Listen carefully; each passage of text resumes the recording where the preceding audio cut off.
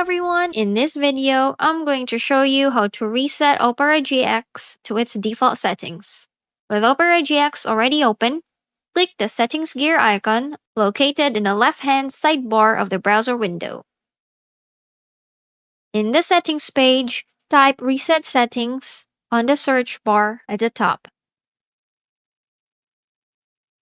Next, click Restore Settings to their original defaults. And as you can see, a confirmation window will appear explaining what will be reset.